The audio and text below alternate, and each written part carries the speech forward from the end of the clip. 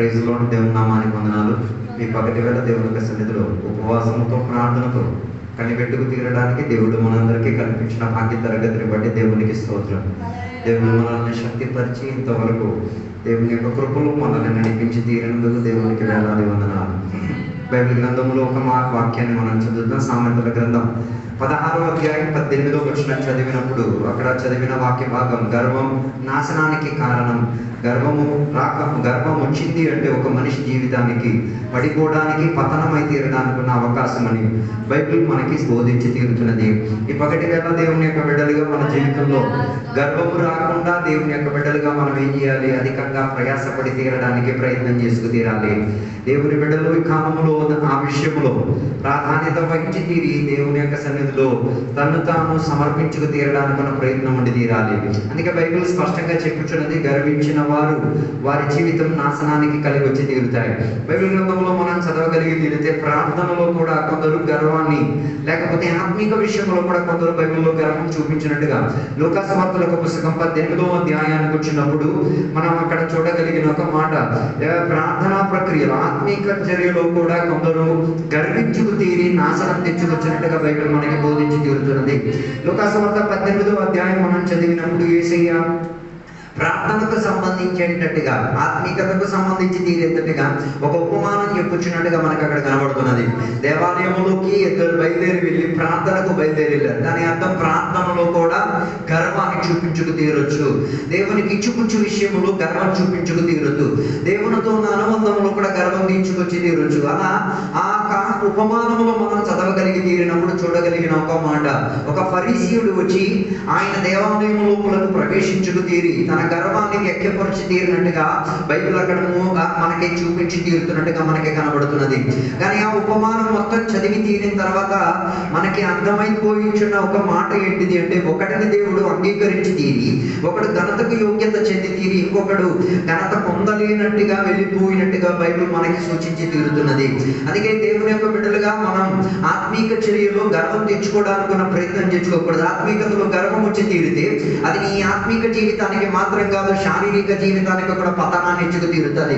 అందుకే ఈ కాలంలో అనేక మంది గర్వించి గర్వించి గర్వించి మతంలోకి వెక్కి తీరారు. అందుకే పగటి వేళ నీ లోపల మతం ఎక్కిందో లేదో ఒకసారి నువ్వు పరిశోధన కలిగి తీరాలి. నీ ప్రార్థన శైలిని ఒకసారి పరిశోధించు. నువ్వు ప్రార్థన చేసేది ఇతరులకు వినిపించుకు తీరడానిక, లేకపోతే నీ గర్వాన్ని ప్రస్తావపరిచి తీరడానికి? అందుకే ఫరీసీయుడు కూడా తన ప్రార్థనను అక్కడ ఆయన చెప్పుచున్నట్టుగా మనకు అక్కడ కనబడి తీరుతున్నది. తన ప్రార్థన ఏ రీతిగా ఉన్నదంటే, తన ప్రార్థనలో ఉన్న ప్రాధాన్యత మనకు అక్కడ ఆయన తన ప్రార్థన దేవునికి వినడానికి మాత్రమే, దేవునికి వినిపించుకు తీరడానికి కాక తన సొంత సుఖాలను, తనకున్న అభిమానతను బోధించుకు తీరడానికి ఉన్న ప్రయత్నం కలిగి తీరింది. ఈ పగటి వేళ మన ప్రార్థన ఏ రీతిగా ఉన్నదో ఈ ప్రార్థనా కూడికలో ఒకసారి మనం విడదీసి పరిశోధన కలిగి ఉండి తీరాలి. మన ప్రార్థన దేవునితో సహవాసం పెట్టి తీరుతున్నదా? మన ప్రార్థన దేవునితో ఉన్న అనుబంధాన్ని స్థిరపరిచి తీరేంతటిగా, దేవునితో విశ్వాసంలో నిలకడత్వం కలిగి ఉండి తీరేంతటిగా సహాయపడి తీరుతున్నదా లేదా అన్నది ఒకసారి ఏం చేయాలి?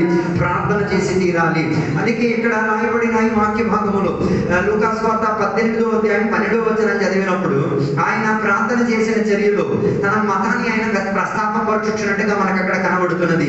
ఆయన దేవునికి కృతజ్ఞత చెల్లించుకు తీరి ఆయన చెప్పుచున్న ఒక మాట, నేను ఇతరుల పోలే దుష్టుడిలా లేకపోతే అన్యాయం చేసిన వాడిగా కాను. ఈ పగటి వేళ దేవుని యొక్క బిడ్డలు మనం తెలుసుకు తీరాల్సిన ఒక మాట, మన ప్రార్థన దేవునితో అనుబంధాన్ని స్థిరపరిచి తీరేది. చాలా మంది ప్రార్థన కేవలం ఒక మత సిద్ధాంతంగా మార్చుకు తీరారు. ఏదో ప్రార్థన చేయాలి అన్నట్టుగా ప్రార్థన చేసేది. ప్రార్థన అని బైబిల్ శిక్షణ ఒక మాట, ప్రార్థన దేవునితో అనుబంధం స్థాపించి తీరేది. ప్రార్థన దేవుని యొక్క వాక్యముతో అనుబంధం స్థాపించి తీరేది.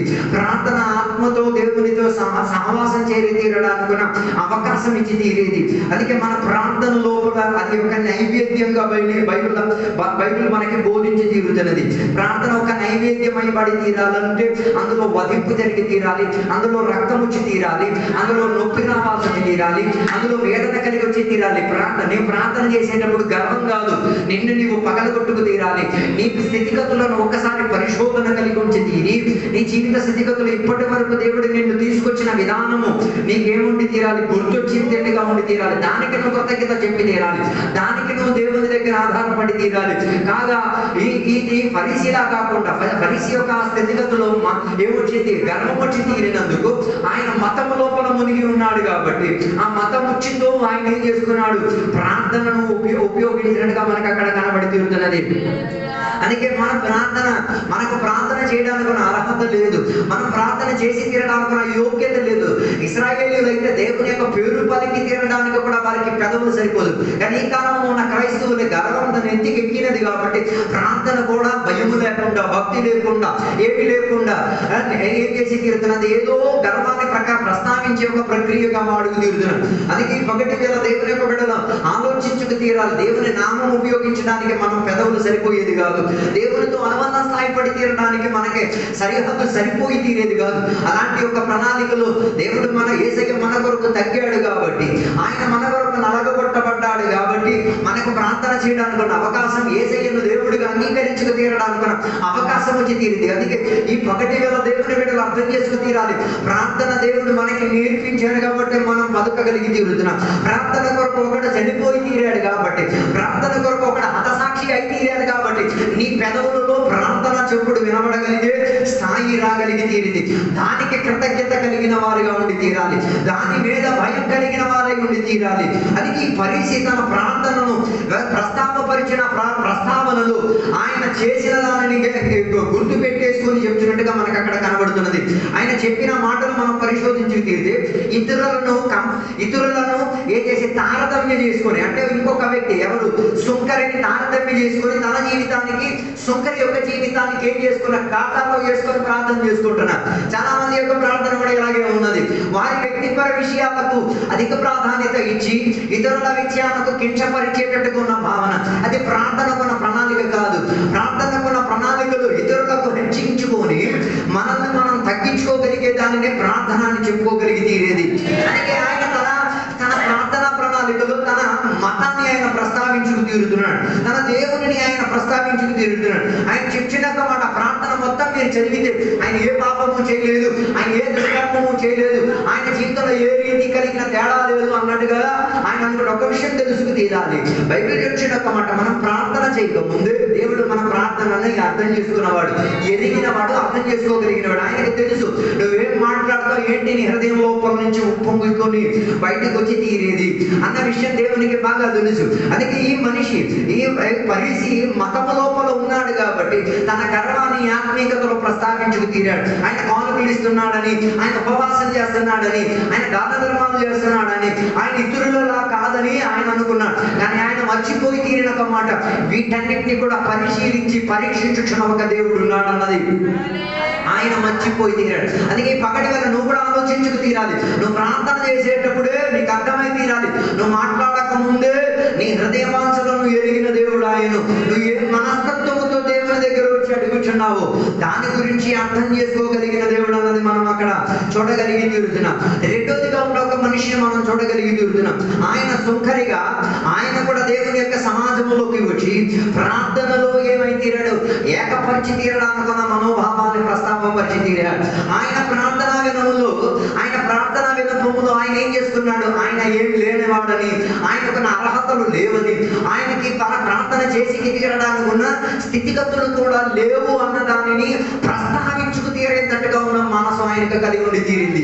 ఈ పగటి వేళ మనకి కూడా ఇట్లాంటి ఒక మనసే కావాలి. దేవన్నా నేను ప్రార్థన చేసి తీరేటట్టుగా ఉన్న యోగ్యతలు నాకు లేవు, ఎన్నికలు లేవు, కానీ అయినా కూడా నీ సన్నిధిలోకి వచ్చి నేను ఏం చేసి తీరేది, నీతో సహవాసం పెట్టి తీరేటట్టుగా, నీ దగ్గర ప్రార్థన నైవేద్యం అర్పించి తీరేటట్టుగా, నీ దగ్గర క్షమాభిక్ష కోరి తీరేటట్టుగా, నీతో ఒక సహవాసంలోకి వచ్చి తీరేటట్టుగా దొరికిన ఈ వేదికని నేను ఉపయోగించుకు తీరుతున్నానన్న ప్రస్తావన ఎవరు ఉపయోగించుకు తీరారు, సుంకరి ఉపయోగించుకు తీరాడు. అందుకే సుంకరి తన ఆ ప్రార్థన ప్రణాళికలో చెప్పుచున్న ఒక మాట, ఆయన తన చేతులను ఎత్తుకుంటూ తన హృదయాన్ని బద్దలు కొట్టుకుంటూ తన రొమ్మును ఆయన కొట్టుకు తీరి తన శారీరక స్థితిగతి ఏమి అనుకూలం చెందినది కాదు.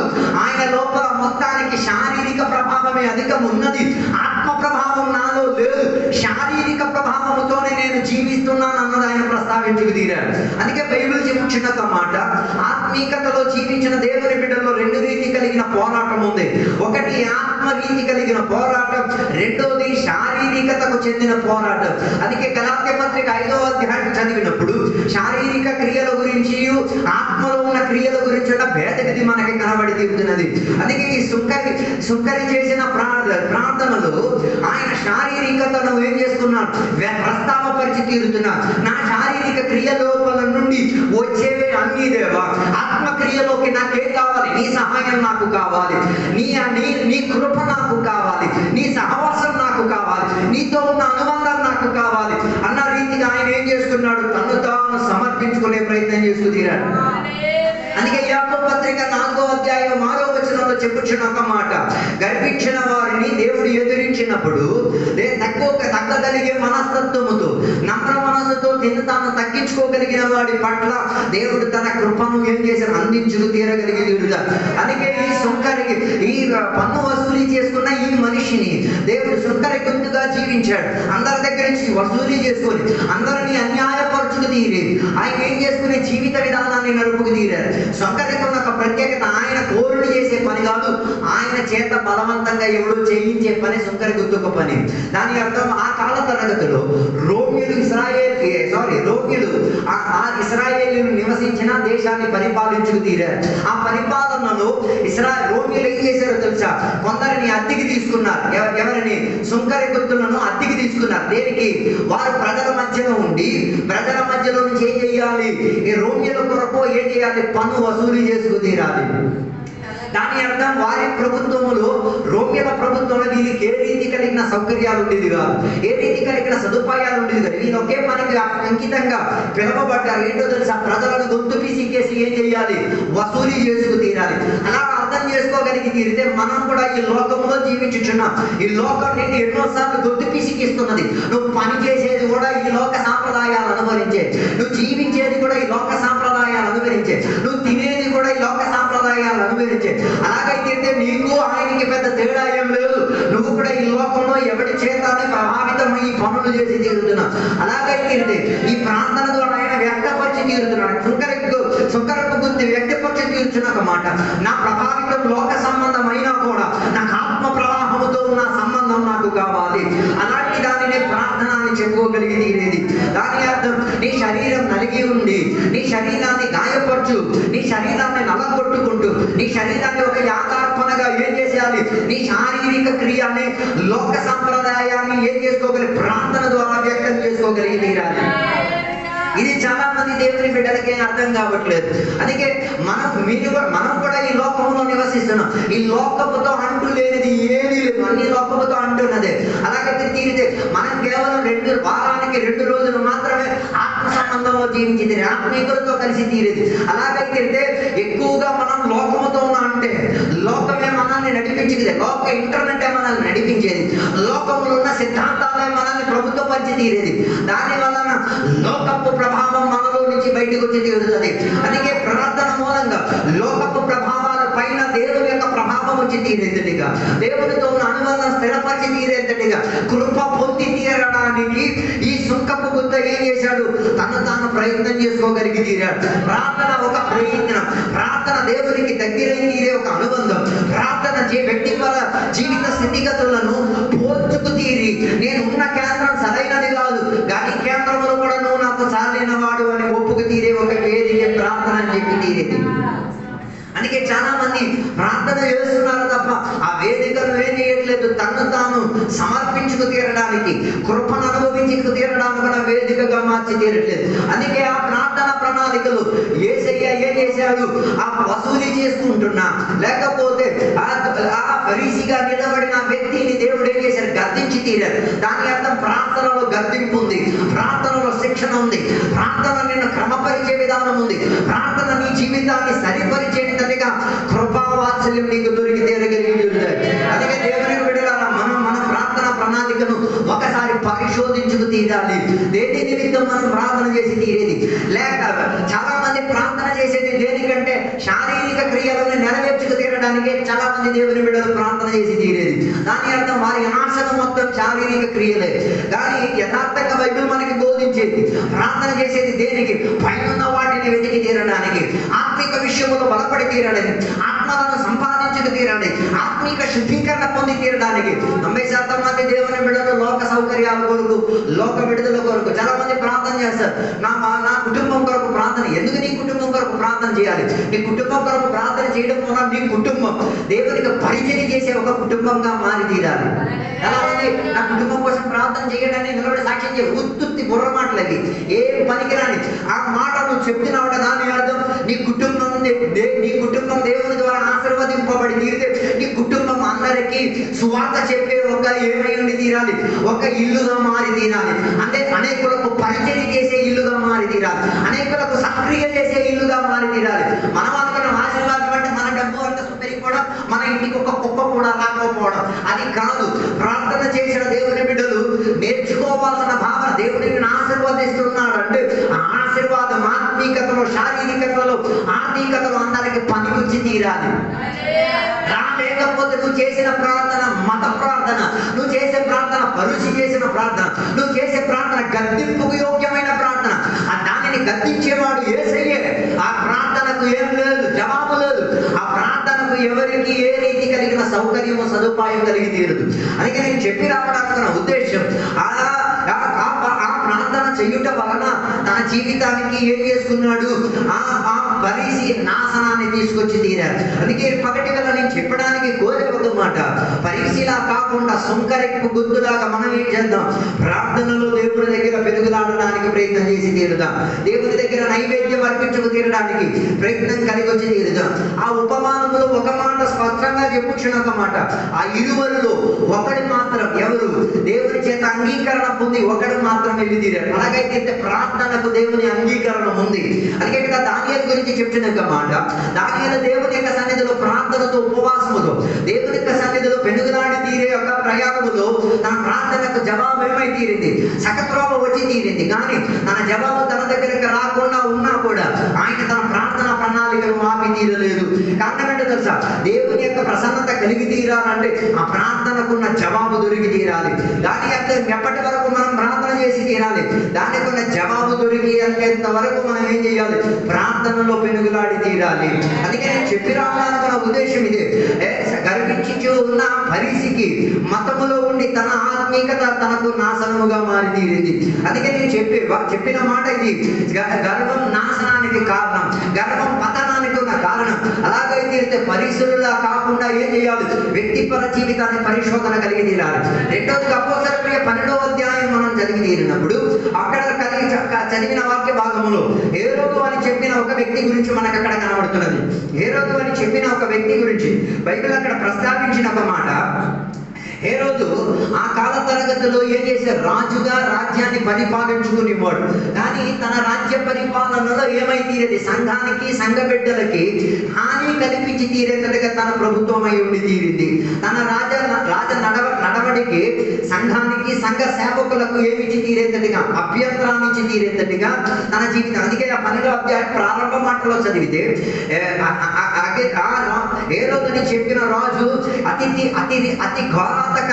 కిరాతకరంగా ఏం చేసేవాడు? దేవుని బిడ్డల పైన తన అధికారాన్ని ప్రస్తావించుకు తీరాలి. ఈ పగటి వేళ దేవుని బిడ్డలు అర్థం చేసుకు తీరాలి.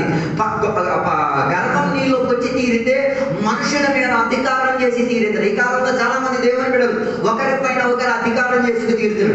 మనకు ఒకరిపైన ఒకరి అధికారం చేసి తీరడానికి హక్కు మనకి లేదు.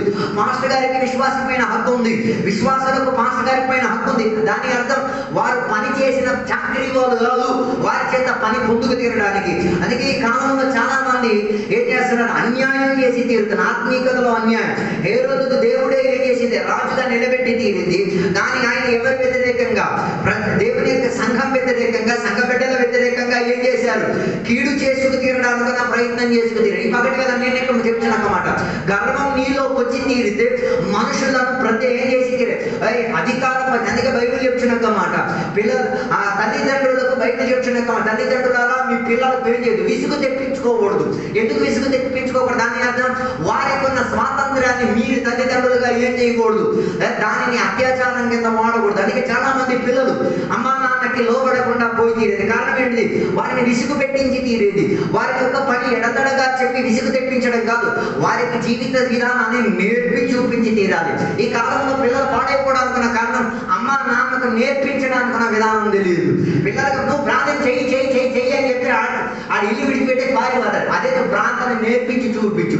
నువ్వు ప్రార్థన చేసి ఆడికి చెప్పు, నేను ప్రార్థన చేస్తున్నాను కదా, నువ్వు కూడా అలా చెయ్యరా, అలాగైతే అది చూచైనా కాస్త నేర్చుకు తీరుతారు. ఇలా చాలా మంది అత్యాచారం చేస్తున్నారు పిల్లల పైన. కొంతమంది ఆత్మీయతలో అత్యాచారం చేసి తీరు. ఆత్మీయతలో ఎలా అత్యాచారం గర్వించుకు తీరు. నాకు వాక్యం వచ్చు, నేను చెప్పిందే కరెక్ట్, నేను చెప్పిన విషయంలోనే అన్నీ ఉన్నాయి. అలాగైతే హేరోదు ఆత్మే నీలో కూడా వ్యాపరించుకు తీరేది. హేరోదు ఆ రీతిగా ఎవరిని సంఘాన్ని సంఘ బిడ్డల పైన చిత్రహింసలు పెట్టి తీరేవాడు. అలాగా 12వ అధ్యాయం చదవగలిగి తీరినప్పుడు యాకోబును పట్టి ఆయన ఏం చేశాడు? చంపేసి తీరాడు. అదే అధ్యాయంలో పేతురును కూడా ఏం చేస్తున్నాడు? పట్టుకునే ఒక ప్రయత్నం చేసుకోగలిగి తీరాడు. దాని అర్థం ఈ పగటి వేళ గర్వం నెత్తికెక్కి తీరితే దేవుని బిడ్డలను పట్టుకు తీరేంతటిగా, దేవుని బిడ్డల మీద అత్యాచారం చేసి తీరేంతటిగా, దేవుని యొక్క ఉపదేశం పైన అన్యాయం చేసి తీరేంతటిగా నాశనం ఎక్కి తీరొచ్చు. అలా హేరోదు ఏం చేసుకొచ్చాడు? నాశనం చేసుకుంటూ రావడం ప్రయత్నం చేసుకు తీరాడు. అలా బైబిల్ చెప్తున్న ఒక మాట, ఆయన 12వ అధ్యాయం 20 నుంచి కిందకి చదవగలిగి తీరినప్పుడు మనం చూడగలిగిన ఒక మాట, హేరోదుకు దేవుడు అవకాశం ఇచ్చి తీరారు. దాని అర్థం హేరోదుకు దేవుడు ఎందుకు అవకాశం ఇచ్చి తీరారు? హేరోదుకు దేవుడు అవకాశం ఇచ్చి తీరినారన్న కారణం నాశనం కలగక ముందు జీవితం బాగుపరచుకు తీరడానికి. దాని అర్థం ఈ పగటి వేళ దేవుని బిడ్డలు తెలుసుకు తీరాలి. నీకు ఆయుష్ ఉంటే దేవుడు నీకు అవకాశం ఇస్తున్నాను అన్నది అర్థం చేసుకు తీరాలి. కొంతమందికి ఇప్పుడు కూడా అర్థం కావట్లేదు. ఆయుష్ పోసిన తర్వాత ఏం పీకలేవు. ఆయుష్ ఉన్నప్పుడే అది అవకాశంగా భావించుకు తీరాలి. ఆయుష్ ఉన్నప్పుడు అవకాశంగా భావించలేదు అనుకో, ఏ రోజుకి ఆయుష్ పోయిన తర్వాత అర్థమై తీరింది ఆయుష్కున్న విలువేంటది. పగటి వేళ ఆయుష్ ఉన్నప్పుడు దేవుని కొరకు ఏదైనా చెయ్యి, ఆయుష్ ఉన్నప్పుడు సంఘం కొరకు ఏదైనా చెయ్యి, ఆయుష్ ఉన్నప్పుడు సంఘ బిడ్డల కొరకు ఏదైనా చెయ్యి, ఆయుష్ ఉన్నప్పుడు ఆత్మల కొరకు ఏదైనా చెయ్యి, ఆయుష్ ఉన్నప్పుడు దేశం కొరకు ఏదైనా చెయ్యి. లేకపోతే నీ సగం కూడా దేశానికి పనికి రాకుండా పోతుంది. అందుకే బైబిల్ చెప్తున్న మాట, హేరోదు తనలో ఆయన గర్వించుకు తీరి, ఎంత గర్వించి తీరాడంటే దేవుడు ఆయన ఎంత అవకాశం ఇచ్చి తీరారు, అంతకు ఆయన గర్వించుకు తీరారు. కానీ ఇక్కడ బైబిల్ చెప్తున్న మాట, ఆ గర్వం ఎక్కుతున్న కొద్దీ ఒక అకస్మాత్తుగా తన మీదకి ఒక దాడి జరిగి తీరితే వెంటనే ఆయన ఏమై తీరాడు? పురుగుకొచ్చి ఆయన చంపి తీరేంతటిగా తన జీవితం నాశనంలోకి వెళ్ళి తీరింది. దాని అర్థం నీ మరణం జరిగి తీరడానికి పెద్ద టైం ఏం దేవునికి అక్కర్లేదు. మరణం ఎలాగైనా జరిగి తీరవచ్చు. చాలా మంది అనుకున్నాక మంచి మరణం కోరుకోవచ్చు, మంచి మరణం దొరకాలని కోరుకోవచ్చు, కానీ మరణం ఏ రీతిగా ఏం చేయవచ్చు, మన మీద రావచ్చు. హేరోదుకు మరణం దేవుడు మొత్తిన వలన వచ్చి తీరింది. నీకు మరణం ఎలా వస్తున్నాదో నీ ఒక్కసారి వివేచన కలిగి పరిశోధించుకు తీరాలి. మరణం సునిశ్చితం. అదిగా బైబిల్ మనకి మనిషి జీవితం ఎలాగోలేదు, ఆవిరి వంటిది, గాలి వంటిది. మనిషి జీవితం నీటి కొడగ వంటిది, మనిషి జీవితం గడ్డి వంటిది. ఈ రోజు నుండి రేపటికి ఏమైపోద్ది? వాడిపోద్ది. అలాగైతే ఉన్న టైంలో గడ్డి మొలిచినప్పుడు మంచును కురిపించుకు తీరే, ఆ మంచును ఇతరులకు ఇచ్చుకు తీరే, ఇతరులు తిని తీరేంతటిగా ఉన్న ఒక సువాసన వస్తువుగా మారి తీరాలి. అందుకే మరణ కార్యక్రమాలు జరిగినప్పుడు నీకు అది హెచ్చరికగా మారదు. ఇది నాకున్న అవకాశం, ఇది నాకు దేవుడిచ్చిన సమయం, సందర్భం. దీనిని నేనేం చేసుకు తీరాలి? సద్వినియోగపరచుకు తీరాలి. రెండు విషయాలు మనం మార్చుకు తిన్నాం. ఒకటి, మనకున్న సమయాన్ని మనం మార్చుకోలేము. రెండోది, మరణాన్ని మనం మార్చుకోలేము. ఇది రెండు సురక్షితం. ఈ రెండు మనకు పిట్లో లేదు. ఈ రెండింటిని మనం ఏం చేయొచ్చు? కావాల్సిన ప్రభావితంగా మనం చేసుకు తీరవచ్చు. బైబిల్ గ్రంథంలో ఒక మనిషి గురించి చెప్తున్న ఒక మాట, ఒకడు తన ఆస్తి అంతటిని సంపాదించుకు తీరి విపరీతంగా తనకు సమృద్ధి లాభం వచ్చి తీరింది. అలాంటప్పుడు ఆయన ఒక పాట పాడాడు, తినుము తాగుము సంతోషించుమని చెప్పి తన ప్రాణానికి సుఖపెట్టి తీరేందుకు ఇంకో పాట పాడాడు. అవతల పక్క నుంచి ఇంకొక పాట వినబడి తీరింది, ఏ మూర్ఖుడా, నేటికి నీ ప్రాణం పోయి తీరితే ఇవన్నీ సంపాదించింది ఏమై తీరుతుంది? ఈ రోజు కూడా నేను అదే ప్రశ్న నేను ఇక్కడికి తీరుతున్నాను. వచ్చే గడియలో నీ ప్రాణం పోతే ఇన్ని రోజులు నువ్వు చేసింది ఏమైనా ఉందా లేదా, కనబడ్డానికి ఉందా? ఒకసారి ఆలోచించండి. అందుకే రెండు విషయాలు, ఒకటి సమయం, రెండోది మరణం. ఈ రెండు మనకి దొరికిన టైంలో మనం ఏం చేయాలి? ఉపయోగించుకు తీరాలి. మన బైబిల్ గ్రంథంలో మనం చూడగలిగింది లాజరు ధనవంతుడు చనిపోయిన సందర్భం కలగతి మనకు అందరికీ తెలుసు. ధనవంతుడు చనిపోయిన తర్వాత సమయానుకున్న విలువ ఏంటో అర్థం చేసుకున్నాడు. అర్థం కాలేదు. ఇప్పుడు కొందరికి టైం అంటే ఏంటో నీకు అర్థం అయిపోయిస్తారు. నీకు భూమిలో నీకు అర్థం కాలేకపోతే నరకం రెడీగా ఉంది, అక్కడైనా దేవుడు నీకేం చేస్తాడు? సమయానుకున్న విలువ నీకు అర్థం చేయించి తీరేది. ఆ ధనవంతుడికి సమయం గురించిన విలువ భూమిలో ఉన్నప్పుడు అర్థం కాలేదు. భూమిలో తన ఇంటి ముందు ఎందరో ఉండేవారు, తనకు సేవకులు ఎందరో ఉండేవారు, ఆరాధన ఎంతో ఉండేది. వీటినేటిని వీడు ఏం చేసేవాడు కదా, టైంలో అడ్జస్ట్ చేసేవాడు కాదు. దేవుని బిడ్డలకు ఒక ప్రత్యేకత ఉంది. సమయం దొరికినప్పుడు ఏం చేయాలి? అడ్జస్ట్ చేసుకోవాలి, ఉపయోగించుకు తీరాలి. అందుకే బైబిల్ చెప్తున్నమాట, సమయానికి అసమయానికి దేనికి సువార్త చెప్పడానికి రెడీగా ఉండాలి. అర్థం కాదు. దాని అర్థం ఈ వాక్యం అక్కడ ప్రస్తావించిన కారణం నిన్ను సమయం గుర్తించి తీరే దేవుడు కాబట్టి. అందుకే బైబిల్ చెప్తున్నమాట, తగిన సమయంలో ఆయన మనల్ని ఏం చేసేవాడు? హెచ్చించుకు దేవుడు. అందుకే ప్రసంగి గ్రంథం చదవగలిగిన నాటడానికి ఒక సమయం, కొయ్యడానికి ఒక సమయం, నవ్వడానికి ఒక సమయం, ఏడవడానికి ఒక సమయం, జపించడానికి ఒక సమయం, మరణించి తీరడానికి అన్నిటికీ దేవుడు ఒక ప్రత్యేక సమయాన్ని ఏర్పరచుకు తీరారు. అందుకే సమయం గర్వించడానికి ఉపయోగించకుండా, సమయం సంఘాన్ని నాశనం చేయడానికి ఉపయోగించకుండా, సంఘ బిడ్డల పైన ప్రభుత్వాలు చేయడానికి చేసుకోకుండా, సమయం అనాత్మీకులను పాడు చేయడానికి ప్రయత్నం చేయకుండా, సమయాన్ని సద్వినియోగపరచుకు తీరడానికి ఏం చేయాలి? ప్రయత్నం చేసుకు తీరాలి. సమయం ఎంత త్వరగా పరిగెట్టి తీరుతున్నదో, ఆయుష్ ఎంత త్వరగా వెళ్ళిపోయి తీరుతున్నదో, గడియారాలు ఎంత త్వరగా తిరిగేసి తీరుతున్నదో, ఈ పగటి మీద నీకు ఒక విచారణ కలిగి ఉండి తీరాలి. గర్వముతో దానిని పాడు చేయకుండా, తగ్గించుకోకుండా మనస్సుతో దేవుని కొరకు ఏదైనా చేసి తీరేందుకు ప్రయత్నం ఉండి తీరాలి. ఏ నిమిషమైనా ఏ సమయంలో అయినా మరణం నమ్మాన్ని చుట్టుముట్టి తీరొచ్చు. అందుకే మరణ కోడికలు, మరణం జరిగే సందర్భాలు వచ్చేటప్పుడు, సమాధి కార్యక్రమానికి వెళ్ళేటప్పుడు, మనం వారిని పూడ్చిపెట్టేటప్పుడు చెప్పే రెండే సందేశం. ఒకటి, ఆయన సమయం అయిపోయింది, నీకు ఇంకా సమయం ఉంది. ఆయన మరణించి తీరడం, నీకు ఇంకా జీవించి తీరడానికి ఉన్న అవకాశం ఉంది. అలాగైతే సమయానికి అవకాశానికి మధ్యలో నువ్వు పొట్టు గదవలాడి తీరుతున్నావు. హేరోదులా కాకుండా, ఫరీసీలా కాకుండా, లూసిఫర్లా కాకుండా, బాబిలోని నివాసులలా కాకుండా, బాబేల్ నివాసులాగా కాకుండా, ఉసియాలా కాకుండా దేవుని బిడ్డలు ఏం చేయాలి? దొరికిన సమయం తగ్గించుకున్న మనోభావముతో దేవుని యొక్క కృపను పొందుకు తీరి ఏం చేయాలి? అధికంగా దేవుని ఏం చేయాలి? సేవించి తీరడానికి, అధిక ఆత్మలను సంపాదించుకు తీరడానికి, అనేక మంది కొరకు ప్రార్థన చేసి తీరడానికి, అనేక మంది కొరకు విజ్ఞాపన చేసి తీరడానికి, అనేక మందికి నీ చేయూత సహాయంగా మారి తీరడానికి, అనేక మందికి సత్కార్యం చేసేటట్టుగా, ఇల్లు మారి తీరేటట్టుగా నీకున్న సమయాన్ని, జీవితాన్ని, ఆయుష్ను ఉపయోగించుకు తీరాలి. లేకపోతే మరణం ద్వారా మొత్తాల్సిన దేవుడు ఏ సందర్భంలో అయినా ఏం చేసి తీరొచ్చు? మొత్తి తీరొచ్చు. అందుకే హేరోదుకు జరిగిన మాట, తనకు దొరికిన అవకాశం ఉపయోగించలేదు కాబట్టి పైన కూర్చున్న దేవునికి కూడా అనిపించింది, ఇది ఇంకా బతుకుండి తీరి ఏ రీతి కలిగిన లాభం లేదు. ఈ పగటి వేళ బతుకుంటే దేవుని కొరకు, చస్తే కూడా దేవుని కొరకు ఏంటంటే ఉన్న ప్రణాళిక ఉండి తీరాలి. అందుకే పౌలు చెప్తున్నాక ప్రస్తావన, బతికితే క్రీస్తు, చావైతే నాకు మేలు. ఎందుకు బతికితే క్రీస్తు? బతికితే క్రీస్తు అని చెప్పడానికి ఉన్న కారణం, ఆయన ప్రయాణం మొత్తం క్రీస్తును ఏం చేసి తీరడానికి, సమర్పించుకు తీరే, అందించుకు తీరే ఒక సందేశంగానే, వక్తగా నిలబడి తీరారు. చీరసాలలో పడేశారు, అక్కడ కూడా పరిచర్య చేశారు. ఆయనని గుంటలో పడేశారు, అక్కడ కూడా పరిచర్య చేసుకుని వచ్చారు. ఆయనని ఊరిలోంచి పొలిమేశారు, అక్కడ కూడా దేవుని పరిచర్య చేశారు. ఎక్కడ క్రీస్తును చూపించుకు తీరలేదు, ఎక్కడ క్రీస్తును సజీవంగా ఆయన ప్రస్తావించుకు తీరలేదు. అన్ని గడియలో క్రీస్తును ప్రస్తావించుకు తీరారు. ఆయన చెప్తున్నమాట, ఒకవేళ బతుకుంటే క్రీస్తుని ఎక్కడెక్కడ ప్రస్తావించుకు తీరాలో అక్కడక్కడ నేను ప్రస్తావించుకు తీరే ఒక ప్రయత్నాన్ని చేసి తీరుతా. దాని తర్వాత పౌలు గురించి చెప్తున్న మాట, మరణం నాకు ఏమై తీరినది? లాభమై తీరినది. చాలా మంది మరణం నష్టంగా ఎంచుకు తీరుతున్నారు. దేవుని బిడ్డలకు మరణం ఏమైంది? లాభం. కారణం ఏంటిది? జీవించిన సమయం అయిపోయినప్పుడు మరణం మనల్ని కమ్ముకుతుంది. ఏ రీతిగా మరణం మనకి లాభం? బైబిల్ యొక్క నీతిమంతుల మరణం దేవుని యొక్క దృష్టిలో ఏమైతే? విలువై తీరి ఉన్నది, శ్రేష్టత చెంది తీరినది. నువ్వు దేవుని బిడ్డ అయితే, అవ్వకపోతే మన దేవునికి సంబంధం లేదు, నీకు సంబంధం లేదు. అర్థం కాలేదు అనుకుంటా.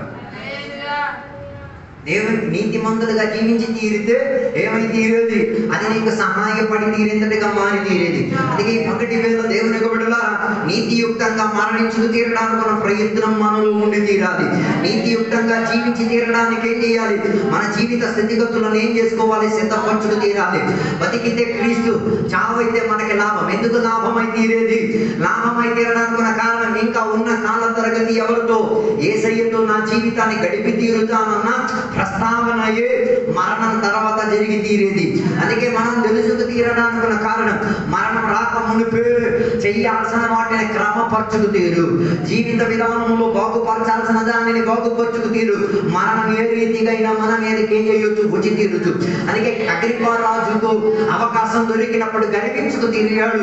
చివరికి ఏమై తీరాడు? దేవుని ద్వారా పట్టబడి తీరి, దేవుడు ఆయనని మొత్తి తీరి తన ప్రాణాన్ని తీసి తీరేంతటకు అవకాశం వచ్చి తీరేది. అలాగైతే జీవానికి మరణానికి అధికారం దేవుని చేతిలో ఉన్నది. నువ్వు జీవించి తీరాలన్నా మరణించి తీరాలన్న అధికారం దేవుని మీద ఉన్నది. కాబట్టి ఆ అధికారం ఉన్న దేవుని మీద ఆదుకు తీరి, మనల్ని మనం తగ్గించుకు తీరి, దేవుని కొరకు ఏదైనా చేసి తీరడానికి ఉన్న ప్రయత్నాలు మనం ఏం చేయాలి?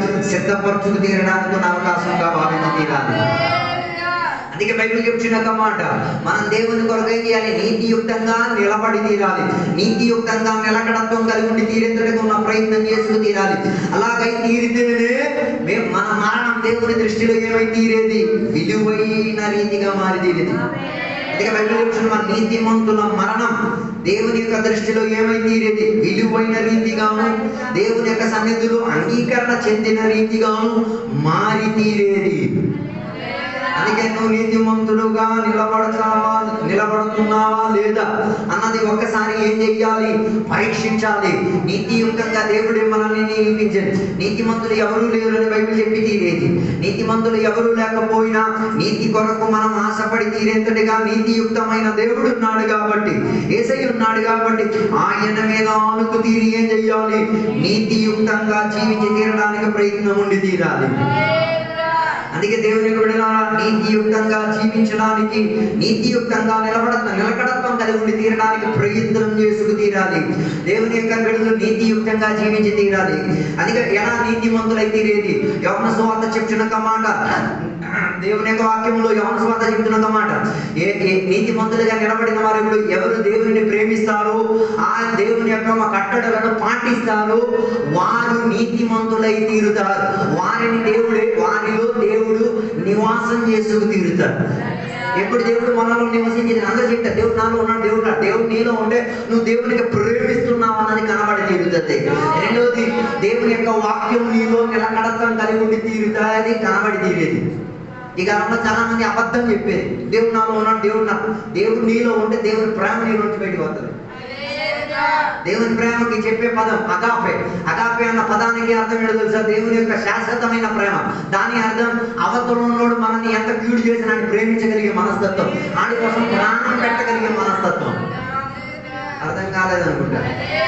అగాపే లేకుండా నువ్వేం చేయలేవు. దేవుని యొక్క నివాసం నీలో దేవుడు నివసిస్తున్నాడని చెప్పలేవు. కొందరు అగాపే కనబడదు. ఓకే, యేసయ్య వారిలో ఉండరు. అగాపే ఉంటే ఎవరినైనా ప్రేమించవచ్చు, ఎవరితో అయినా జీవితాన్ని ఏం చేయొచ్చు? ఓకే, ఐక్యతతో నడిపించుకు తీరొచ్చు. చాలా మంది యొక్క ప్రేమ ఎలా ఉన్నదంటే, నన్ను ప్రేమిస్తే నేను ప్రేమిస్తాను, నా ఇంటికి వస్తే నేను. అది అగాపే కాదు. అగాపే ప్రేమకి ఏంటో తెలుసా? అవతల నుండి ప్రాణం చేస్తాడని తెలిసి కూడా వాడి కొరకు చచ్చిపోయే ప్రేమ. అంతమందికి ఇప్పుడు కూడా అగాపే అంటే ఏంటో తెలియదు. నిన్ను సతాయిస్తారు, వేదన పరుస్తారు, గాదిపరుస్తారు, ఆడి కోసం ప్రాణం పెట్టగలిగి తీరితే దేవుని యొక్క వాక్యం నీలో ఉన్నట్టు. కొందరిలో ఉత్తుతే వాక్యం ఉండదు. దేవుని ప్రేమించగలిగి తీరితే కదా వాక్యం ఉండగలిగి తీరేది. ప్రేమ లేకపోతే, అందుకే బైబిల్ చెప్తున్న మాట, నువ్వు అన్ని భాషలు చెప్పి ఇన్ని కృపావరములతో పరిచర్య చేసే ప్రేమ లేకపోతే, అగాపే లేకపోతే, అగాపే పక్కన అనుభవించలేకపోతే ప్రయత్నం చేసిన ప్రయత్నాలన్నీ వేస్ట్. ఇండైరెక్ట్ గా అది ఒక గర్వానికి ఉన్న సూచన. అందుకే అప్పుడప్పుడు తోటి సంఘ బిడ్డలకు ప్రైజ్ లోడ్ ఇచ్చినప్పుడు చెప్పాల్సింది, నా దగ్గర నుంచి నీకు అగాపే దొరుకుతుందా? ప్రైజ్ లోడ్ అది కూడా ఉత్తి మాత్రం అయిపోయింది. సిద్ధాంతం మాట్లాడు, ప్రైజ్ లోడ్ ఏం ప్రైజ్ లోడ్ లో చెప్పాల్సింది, నా లోపల నుంచి నీకు అగాపే దొరుకుతుందా? నా లోపల నుంచి నీకు వాక్యం దొరుకుతుందా? నా లోపల నుంచి నీకు దేవుడు దొరుకుతున్నాడా? దొరకలేకపోతే గర్వంతో బతుకుతున్నావు. దేవుడు మొత్తే టైం వస్తుంది, దేవుడు నిన్ను కొట్టే టైం వస్తున్నది. దానికి మునుపుగా ఏం చేసుకో? అవకాశాన్ని సద్వినియోగపరుచుకో. అటాపేని పని చేయాలి, బయటికి రిలీజ్ చేయాలి. ప్రేమ ఉంటే అదేమవ్వదు, దాగోనడదు, అది ఏమైతుంది బయటికి వచ్చే తీరుతుంది. అందుకే బైబిల్ చెప్తున్న మాట, దేవుడు ప్రేమ, దేవుడి ప్రేమ స్వరూపి. దాని అర్థం దేవుడిని ముడితే ఆటోమేటిక్ నీలో ప్రేమ వస్తుంది, దేవుడు తాకితే దేవుని ప్రేమ వస్తుంది. అందుకే దేవుడి ప్రేమ బైబిల్ చెప్తున్న మాట, దేవుడి ప్రేమ అయితే ప్రేమ పరలోకంలో ఉండేది కాదు, ప్రేమ పరలోకం నుంచి భూమిలోకి దిగి రావాలి. అలాగే తీరితే దేవుడు ప్రేమ అయితే ఆయన పరలోకంలో కూకున్న దేవుడు కాదు, పరలోకం నుంచి ప్రేమ ఉంటే దిగి వస్తాడు, చచ్చిపోతాడు, ప్రాణం ఇచ్చుకోగలిగి తీరి. అలాగైతే నీ లోపల ఉన్నది అగాపేనా? ఒకదాన్ని పరిశోధించు. అగాపే కాకపోతే ఈ పగటి వేళ అగాపేగా మార్చు. అందుకే చాలా మంది బల్లాలను నేనేస్తున్నాడు, ఒకడి మీద వైద్యం పెట్టేసుకుని ఆడితో మాట్లాడకుండా ఆడితో కసి పెట్టేసుకుని బల్లాలను నేనేస్తున్నాం, ఎప్పటికీ తెలియట్లేదు. దాని మూలంగా బైబిల్ చెప్తున్నమాట, వ్యక్తిపర జీవిత శుద్ధీకరణ లేకపోతే బల్లారాధన తీసుకుంటే వలన నీకు అది శాపం కింద మారి తీరుతుంది. అయ్యో అలాంటి శాపంలో పాలభాగస్థ పొందకుండా అందరితో ఏకమంతమై తీరాలి, అందరితో ఒకటై తీరాలి, అందరితో కలవగలిగి మనసు శరీరం స్వభావం ప్రక్రియ కలవగలిగి తీరాలి. ఇది ఒట్టి తినే రొట్టి కాదు, ఇది ఒట్టి తినే ద్రాక్షారసం కాదు, అది నీ మరణకు శిక్షణకు యోగ్యమై తీరినది. దానిని వివేచించుకొని చేయాలి, అంగీకరించే ప్రస్తావన ఉండి తీరాలి. మనుషుల మధ్య మాటలు వస్తాయి, మనుషుల మధ్య కొట్టుకునే స్థితిగతులు వస్తాయి, మనుషుల మధ్య వేర్పాట్లు వచ్చి తీరుతాయి, కానీ అది ఒక మనసులో అగాపేలో కలవగలిగి తీరాలి. అందుకే కదా బైబిల్లో ఒనేసిమోస్ అని చెప్పిన ఒక సహోదరుడి గురించి బైబిల్ చెప్తున్నది. ఆయన గురించి బైబిల్ చెప్పే ఒక మాట, ఆయన ఫిలోమోను గారి ఇంట్లో పని చేసిన ఒక దాసుడు. ఆ ఇంట్లో నుంచి ఆయన తన సొమ్ములను ఏం చేస్తున్నాడు, ఎత్తుకొని పారిపోయాడు. పారిపోయి ఎవరికి దొరికాడు తెలుసా? పాస్టర్ గారికి దొరికాడు. పాస్టర్ గారికి ఒకటి దొరికాడు అనుకో, జీవితం బాగుపడిపోయింది. నువ్వు పాస్టర్ గారికి దొరికేటట్టుగా జీవించలేదా, నీ జీవితం నువ్వే నాశనం తెచ్చుకుంటావు. అర్థం కాదు. అందరికి పాస్టర్ గారు అవసరానికి వాడే ఆట బొమ్మే. అర్థం కాదు. ఆయన అవసరం వచ్చిందనుకో ప్యాన్ తినేస్తాడు. అవసరానికి వాడే ఆట బొమ్మ కాదు. పాస్టర్ గారి గుప్పిట్లో చేతులు ఎప్పుడు ఉండడానికి ప్రయత్నం చేయండి. పాస్టర్ గారు ఉన్న తొలిమరి లోపల ఏం చేయాలి, ఆయన సరిహద్దు లోపల బతకడానికి ప్రయత్నం చేయాలి. అందుకే కొందరికి గర్వం, నాకు పాస్టర్ గారు ఏమొక్కరు, నేనే పాస్టర్, నేనే రాజు, నేనే మంత్రి. నాశనం నువ్వే కోరుడు తెచ్చుకుంటున్నావు. ఒనేసిమోస్ ఎవరి గుప్పిట్లో దొరికి తీరాడు, సేవకుడైన పౌలు చేతుల గుప్పిట్లో దొరికి తీరాడు. దాని వలన ఏమై తీరింది, తన జీవిత స్థితిగతి మారి తీరింది. నేను చెప్పేది దళిత సేవలు చేసే సేవకుల గురించి నేను చెప్పట్లేదు. యథార్థంగా దేవుని యొక్క వాక్యోపదేశంలో జీవించి ఏ నిందారహితుడిగా నిష్కపటముగా ఏ భేదగతి లేకుండా ఏ రీతి కలిగిన వాక్యానికి మాయం కలపకుండా ఉన్న సేవకుల గుప్పిట్లో ఉండడానికి ప్రయత్నం చేయండి. అలాగైతే నువ్వు ఒనేసిమోస్ అయిన దొంగ అయినా పర్వాలేదు, ఏమైతే ఒక ఆత్మీక పోరాటంలో గెలుపు సాధించిన ఒక మంచి ఆత్మీకుడిగా తిరిగి రావచ్చు. ఏ రోజుకి అవకాశం దొరికింది, ఎవరిని? ఆత్మీకులను పట్టుకు తీరడానికి అవకాశం, ఆత్మీకులతో సహవాసం పెట్టారు, కానీ ఆత్మీకు ప్రాణం తీయడానికి వాడాడు. కొందరికి సేవకులు దొరుకుతున్నారు, కానీ సేవకులను చూడకుండా ఏం చేస్తున్నారు, కత్తితో పోసినప్పుడు. అర్థం కాలేదు. ఒక విధవరాలు తన ఇంట్లో ఏం చేసి దేవుడు గొప్ప విడుదల చేశాడు. నూనె లేని సందర్భమున ఆ దేవుడు ఆమె కరువు కాల తరగతులు ఆమె అప్పులు తీర్చడానికి సేవకుడిని దేవుడు ఉపయోగించి తీరాడు. అదే సేవకుడు మరలా తన ఇంటికి వచ్చి తీరిన సందర్భమున కొడుకు ఏమైపోయాడు, చనిపోయాడు. చనిపోయేసరికి ఆమె చెప్తున్న పదాలు మీరు చూడండి, గొప్ప విశ్వాసాన్ని అని చెప్తున్న పదం, నా పాపము గుర్తించడానికి ఆమె వచ్చింది. మరి పాస్టర్ గారి పని ఏంటిది? పాస్టర్ గారి పని ఏం పని? నీ పాపాలు గుర్తించుకుని చెప్తాను. మరి దానికి నువ్వు వీలైపోతున్నావు, దాని అర్థం నీ ప్రాబ్లం నీలోనే ఉంది. అర్థం కాదు. అందుకే కొందరు చెప్పింది, ఆరాధనకి వెళ్ళు నన్ను పొడిచిపడేశారు. ఏం పొడిచిపడి? నీ పాపం నీకే గుర్తించారు. నీ కొంపైన రోత అయిన జీవితం నీకు గుర్తించడం, నీకు ఆ రోత జీవితం కొంప అన్నది నీకు అర్థం కాలేకపోతే దేవుడు అర్థం కాదు. చాలా మంది చెప్తారు, ఈ నరకం గురించి మీరు చెప్పి మమ్మల్ని భయపెట్టించేస్తున్నారు, ఈ పాతాళం గురించి చెప్పి మమ్మల్ని భయపెట్టించేస్తున్నారు. ఎందుకు ఈ పాపం గురించి చెప్పి మాకు భయపెట్టించేస్తున్నాడు. ఈ పాపం లేక లేదా అన్నట్టుగా చాలా మంది ఏం చేస్తున్నారు, సులకగా చెప్తున్నారు. అరే బాబు, నీ లోపల ఉన్న సామగ్రి గురించి ఎలా మేము చెప్పేది? అది చెప్పినప్పుడు నీకేం వచ్చేది? వేదన వచ్చేది, కోపం వచ్చేది, అసూయ వచ్చేది, కహం చేయడానికి ఉన్న పరిస్థితి వచ్చేది. నాయన, అది నీకు అవకాశం, వదులుకు తీరు. వదలలేకపోతే ఆ అవకాశం నీకేమై తీరుతుంది? వెన్నుపోటగా మారి తీరుతుంది. అందుకే నేను చెప్పి రావాలనుకున్న ఉద్దేశం ఇదే. హేరోదుకు అవకాశం దొరికింది, యాకోబుని పట్టుకున్నాడు. యాకోబు సాక్ష్యం ద్వారా హేరోదుకు అర్థమై తీరింది, ఈడు ఒక నీతిమంతుడు, ఈయనలో ఆత్మిక స్వభావం అయినాడు. వాడు ప్రాణం తీసేశాడు. రెండోదిగా పేతురును కూడా ఏం చేసుకున్నాడు? పట్టుకున్నాడు. ఆయన ప్రాణం కూడా తీసేద్దాం అనుకున్నాడు, దాన్ని మర్చిపోయి తీరాడు. పైన కూర్చున్న దేవుడు ఊరికనే కూర్చోలేదు. పేతురును విడిపించుకు తీరడానుకున్న ప్రణాళిక దేవుడు చేసుకోగలిగి తీరేది. అందుకే నేను చెప్పినామనుకున్న ఉద్దేశం ఇదే. కనిపించుకోకుండా తగ్గించుకోగలిగే మనస్తత్వముతో ఏం చేయాలి? దేవుని అగాపే ప్రేమను విస్తారపరచుకు తీరాలి. అగాపే ప్రేమలో మాత్రం కాదు, దేవుని యొక్క వాక్యములో బలపడి తీరేతగా ఉండి తీరాలి. మూడవదిగా ప్రకటన గ్రంథం 3వ అధ్యాయంలోకి వచ్చి తీరితే లవోదిక సంఘము గురించి బైబిల్ అక్కడ చెప్తున్న మాట మనం చూడగలిగి తీరేది. లవోదిక ఒక సంఘము గురించి అక్కడ చెప్తున్న ఒక మాట. లవోదిక సంఘం ఏమై ఉంది? ధనము, అంతస్తు, ఐశ్వర్యములతో నిండి ఉన్నది, కానీ వాటి జీవితంలో ఏముంది? ఆత్మిక పొదుగుంది. చాలా మందికి ఆర్థిక పరంగా మస్తు సొమ్ము ఉంది, ఆత్మికంగా డబ్బాయి. అర్థం కాదు. అక్కడ బైబిల్ చెప్తున్న మాట, వారు ఏమై ఉన్నారు? దరిద్రులు అయి ఉన్నారు, గుడ్డివాళ్ళు అయి ఉన్నారు. ఏ విషయంలో? ఆత్మిక విషయం. గర్వం వచ్చేస్తే 2 జబ్బులు వచ్చేస్తాయి. ఒకటి ఆత్మిక శూన్యత, 2 ఆత్మిక గుడ్డిదనం. మామూలుగా కళ్ళు లేకపోతేనే బతికేది ఎంతో కష్టం, అయితే ఆత్మీకతలో గుడ్డిదనం వచ్చేస్తే ఇంకెంత కష్టం మీరే అయితే. అర్థం కాలేదు. ఆత్మీకతలో పేదరికం అనుభవించిన వాడితో పక్కన కూడా కూర్చోవడం నాకు అనిపించింది, నాకు ఇష్టం అనిపించింది. ఆత్మీక దర్శనం, ఆత్మీక తలాంపు లేని వాడికి అట్లాంటి వాడితో నేను భోజనం కూడా చేయను. కారణం ఏంటి? వాడి వల్ల మనకి ఏ లాభం ఉండదు. అర్థం కాలేదు. అందుకే ఈ కాలంలో చాలా మందికి ఏం లేదు, గర్వం నెత్తికి ఎక్కేసింది కాబట్టి ఆత్మిక పేదరికమే, ఆత్మీకంగా పేదోడే, ఆత్మీకంగా దారిద్రతే.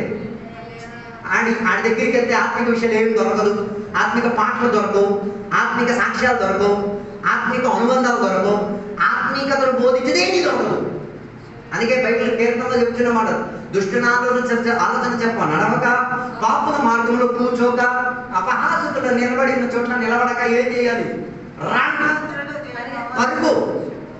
ఎందుకు? మనకు ఆత్మిక గుడ్డిదనం ఎక్కడ దొరికేది?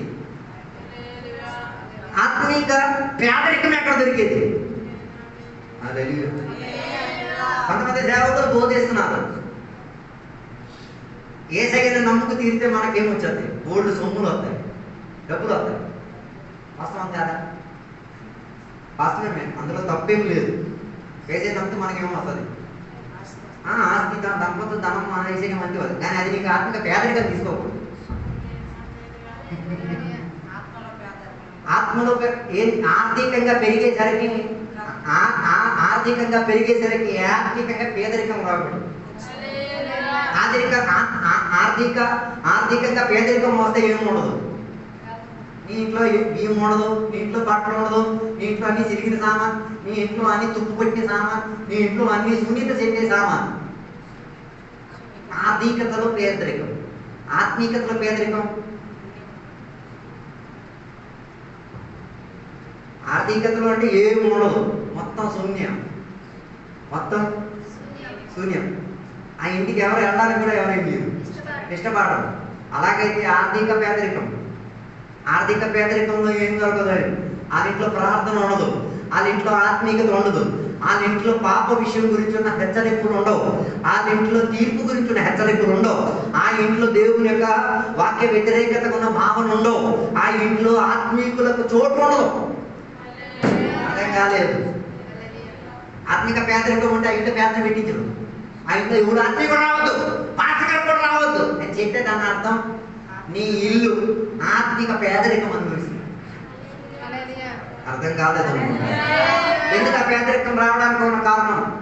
గర్వం. నాకు ఉంది, నేను పనికి వెళ్తున్నా, ఏం పనికిదు.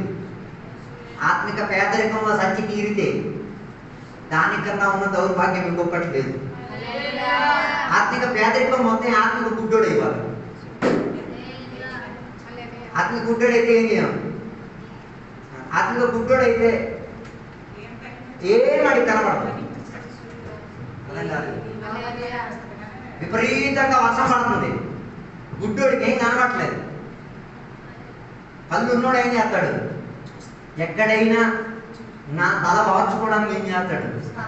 చూసుకుంటాడు. అలాగైతే ఆత్మీయతలో గుడ్డోడు అయిపోయి తీరితే ఏం చేయడు. అర్థం కాలేదు. అందుకే లవోదిక సంఘానికి చెప్పాను, ధనవంతులే, మామూలుగా ధనవంతులు కాదు. ఆ కాల తరగతిలో ఉన్న ధనైశ్వర్యం మొత్తం ఉంది. అది ఇంకా ఎవరు? సంఘం గురించే చెప్పేది. అర్థం కాలేదు. ఓ లార్డ్, సంఘానికి ఆత్మిక దారిద్ర్యం వస్తుందా? సూపర్ వస్తుంది. ఎందుకు రాదు? ఆత్మిక దారిద్ర్యం రావడానికి ఏంటి? ఆదివారం నుంచి డీజే పెట్టియండి, ప్రార్థన ఆపియండి, వాక్యపరిచర్య ఆపియండి, వాక్యపరిచర్యకు ఉండి కొన్ని మోటివేషనల్ క్లాసులు అన్నీ పెట్టియండి. ఆటోమేటిక్ ఏమైపోద్ది? తర్వాత ఉపవాస గుడికి ఆపియండి, జాగరిక ప్రాంతం ఆపియండి, అయిపోయినాయి కదా. కుటుంబ కూడికి ఆపియండి, ఏమైపోతుంది? మెల్లిమెల్లిగా దేంట్లోకి వెళ్ళిపోతుంది? ఆత్మిక గుడ్డితనంలోకి వెళ్ళిపోతుంది, ఆత్మిక మందతలోకి వెళ్ళిపోతుంది. అందుకే బైబిల్ వచ్చిన మాట, దర్శనము లేక అభిషేకము లేక ప్రజలు ఏమై తీరేది? నాశనానికి గురై తీరేది. హల్లెలూయా. అందుకే లవోదిక సంఘం గురించి దేవునికి ఏముంది? పట్టింపు ఉంది. అందుకే లవోదిక సంఘానికి దేవుడు మరలా గుర్తించుకొని చెప్పుచున్నమాట, నీ ఆత్మిక పేదరికంలో నుంచి నీవేమై తీరాలి? ధనవంతుడైన స్థితిగతుల్లోకి తిరిగి వచ్చి తీరాలి. హల్లెలూయా. ఆత్మిక దారిద్ర్యంలో నుంచి ఏమై తీరాలి? ఆత్మిక ఉన్నతిలోకి వచ్చి తీరాలి. ఆత్మిక గుడితనం వచ్చేస్తే ఎన్ని వాక్యాలు చెప్పిన వాక్యం నుంచి వారికి ఏసై కనబడదు. ఎన్ని ఆత్మ నిండుదల పొంది ఆరాధన నడిపించడానికి ఆరాధన నిండుబాటు రాదు. ఎన్ని అభిషేకపు కూటము చేసిన వీడు గడ్డిలా కూకుంటాడే తప్ప నో రెస్పాన్స్. ఊహించండి, ఆత్మిక గుడ్డలు చర్చిలో కూర్చున్నారా లేదా మీరే వివేచించండి. అర్థం కాలేదు. ఏ కదిలింపు ఉండదు, ఏ స్పందన ఉండదు, జీవితంలో మార్పు ఉండదు, స్వభావంలో మార్పు ఉండదు, అలవాట్లలో మార్పు ఉండదు, జీవిత గమ్యంలో మార్పు ఉండదు. దాని అర్థం ఏంటైపోయింది? ఆత్మిక గుడ్డితనంలోకి వెళ్ళిపోయి తీరారు. దాని అర్థం ఎందుకు ఆ గుడ్డితనం వచ్చి తీరింది? దాని అర్థం గర్భం నెత్తికి ఎక్కేసింది కాబట్టి ఆయనకి ఏమి ఎవరికి కనబడలేదు. అందుకే కదా ఒకసారి యెరూషలేము నుంచి యెరికోకు ఒక మనిషి ప్రయాణమై వెళ్తూ ఉండగా ఎవరి చేతిలో పడ్డారు? దొంగల చేతిలో పడ్డారు. దొంగల చేతిలో పడినప్పుడు ఇద్దరు దాటికెళ్ళారు. పేదోడు, ఆత్మిక గుడ్డోడు, ఇద్దరు దాటికెళ్ళిపోయారు. ఎందుకు అనట్లేదు? లేదు, మనం ఎప్పుడు పరిచర్యకి వెళ్తున్నాం, మేమేం చేయకూడదు. ఒకటి ప్రాణం పోయే వెలవెలలాసే ఆడే సిచ్యువేషన్ వచ్చినప్పుడు వీడికి ఏం గుర్తుకొస్తుంది? యాగం, అర్పణ, అర్చన గుర్తుకోదు. ఒక గడి ఆగిన ప్రాబ్లం ఏం లేదు. అందుకే లేవీయుడు అదే రీతిగా యాజకుడు ఏం చేయలేదు? ఆ దీన దశలో పడిన మనిషిని ఏం చేయలేదు? పట్టించుకోలేదు. ఆ ఉపమానం చెప్పిన వాడేవాడు? యేసయ్య చెప్పి తీరింది. యేసయ్య ఆ ఉపమానంలో చెప్తున్నమాట అదే త్రోవన ఎవరు లేరు. ఒక మంచి శమరీయుడు ఎదురాడు. ఆయన గురించి మంచితనం, ఆయనలో మంచితనం ఉంది. ఎందుకో తెలుసా? ఆ ప్రాణంతో విలవలాడుతున్న మనిషిని చూసేసరికి ఆత్మిక దర్శనం కలిగిందని, ఆత్మీక నేత్రం పనిచేసింది. అందుకే ఆయన వేదన ఆయనకు అర్థమైపోయింది. నీకు నీ సంఘ బిడ్డల వేదన నీకు అర్థం కావట్లేదా? నీకు నీ సంఘ బిడ్డ ఏడ్చేది నీకు అర్థం కాదు. దాని అర్థం ఆత్మిక గుడితనంలో ఉన్నాం, ఆత్మిక పేదరికంలో ఉన్నాం. అందుకే బైబిల్ ఎప్పుడు మనకి ప్రస్తావించేమాట, రోగ దశలో ఉన్న వారిని ఏం చేయాలి? ప్రార్థన చేయడానికి మనం వెళ్ళాలి. మనం అన్ని ఐగరికి పంపించాలి. ఐగర్ మీరెలాంటి, మేము మాత్రం గలీజోళ్ళు, మేము అలాంటి పనులు మేము రాము. అది మీ పని, మీరు చేసుకోండి. అదో దాని అర్థం ఆత్మీయత ఏమైంది? గుడ్డయింది. నీకు రోగ దశ వచ్చినప్పుడు అందరూ చేయాలి. అర్థం కాదు. తర్వాత సాక్ష్యం, నేను రోగదశలో పడి ఉన్నాను, ఎవరు మత్తయి సువార్త 24:25 అధ్యాయం పట్టేసి, నేను దీనుగా ఉన్నప్పుడు ఎవరు నా దగ్గరికి రాలేదు, నేను దరిద్రుడుగా ఉన్నప్పుడు ఎవరు నా దగ్గరికి రాదు, నేను రోగదశలో ఉన్నట్టు ఎవరు వస్తారు? అందుకే ఆత్మీక పేదరికములో నుంచి, ఆత్మిక గుడ్డితనంలో నుంచి బయటికి రావాలంటే గర్వం చావాలి, తగ్గే మనోభావం వచ్చి తీరాలి. అందుకే మంచి సమయుడి గురించి చెప్తున్నంత మాట, ఆయన తన గర్వాన్ని తగ్గించుకు తీరి ఆయన ఏం చేసుకు తీరాడు? ఆత్మిక నేత్రముతో ఎవరిని చూశాడు? ఆ ప్రాణముతో విధవిలాడుతున్న మనిషిని చూశాడు. బైబిల్ చెప్తున్న మాట, ఆయన ఏం చేశారు? మందులు రాయించి, నూనె రాయించి, కట్టుకట్టి ఆయన వాహనం మీద ఎక్కించి ఏం చేసి తీరాడు? సత్రానికి తీసుకెళ్ళాడు. అర్థం కాలేదు. మా క్రైస్తవులకు ఉన్న ప్రాబ్లం ఏంటో తెలుసా? ఇలాంటి పరిచయం చేయాల్సిన టైంలో చేయదు. గుర్తుంటే ఊరెల్లా తిరిగి స్వార్థలు చెప్పారు. అర్థం కాదు. చెప్పడంలో తప్పే, కానీ చెప్పక ఆపదు. అని ఇలాంటి ఒక వేదిక దొరికినప్పుడు సువార్త చెప్పేదానికన్నా స్పీడ్గా రక్షణ తీసుకురావచ్చు. అర్థం కాలేదు.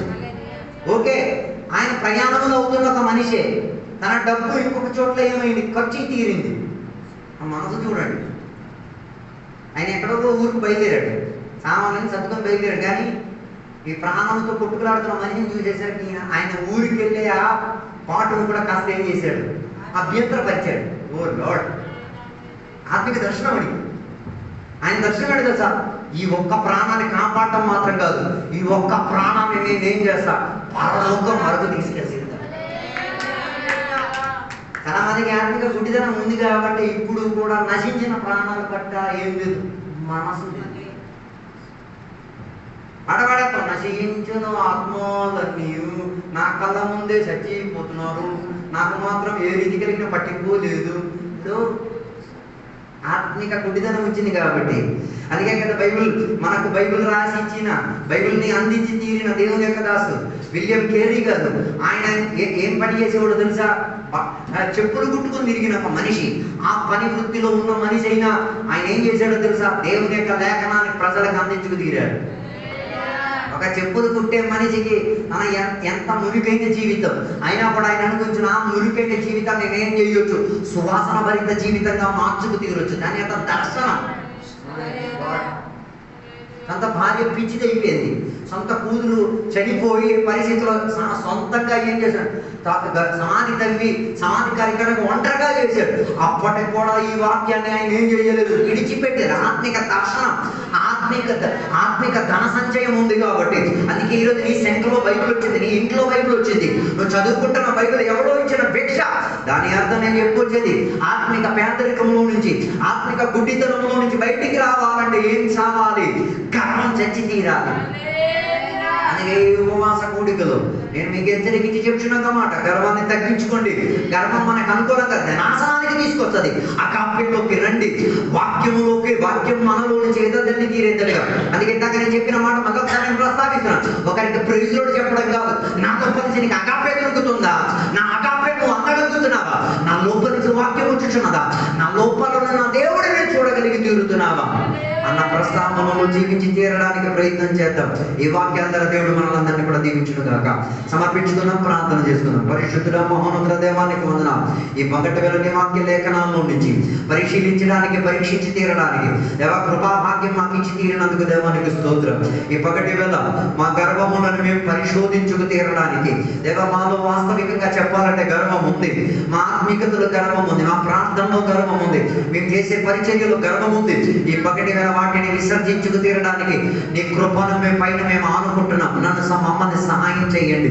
మేము తగ్గి తీరేంతటిగా, మంచి సమరుడిగా మారి తీరేంతటిగా, సమయాన్ని సందర్భాన్ని సద్వినియోగపరచుకు తీరేంతటిగా, దొరికిన వేదికని దేవుని నామ నిమిత్తం, దేవుని పరిచర్య నిమిత్తం ఆత్మీకతలో నడిచి తీరడానికి సహాయం దయచేయండి. మీ ఆత్మిక గుడ్డితనం మారి తీరాలి, మా ఆత్మిక పేదరికం మారి తీరాలి. దేవ మమ్మల్ని సహాయం దయచేయండి. దీవెనలతో నింపినందుకు దేవానికి స్తోత్రం. అదే రీతిగా మేము ప్రార్థన చేసిన సకల విషయములు నీ గొప్ప కార్యాలు జరిగి తీరేందుగా సహాయం, సదుపాయం, సౌకర్యాలు దయచేయండి. దీవెనలతో నింపినందుకు దేవానికి స్తోత్రం. సహాయం దయచేసినందుకు స్తోత్రం. యేసు నామములో అడిగి వేడుకున్న పరమ తండ్రి, ఆమేన్. తండ్రి యొక్క కుమారుల పరిశుద్ధాత్మక సహవాసం ఎప్పుడు ఎల్లప్పుడు ఇక్కడికి వచ్చిన సద్భక్తులతో దేవా నీ రెండు రాకడ వరకు తోడయ్యును గాక. ఆమేన్. Praise lord. అందరికీ వందనాలు. 6 గంటలకి ఈరోజు చర్చిలో ప్రార్థన ఉన్నది, అందరూ కూడా రావాలని కోరుతున్నాను. టైం ఇచ్చారా? 10 వారు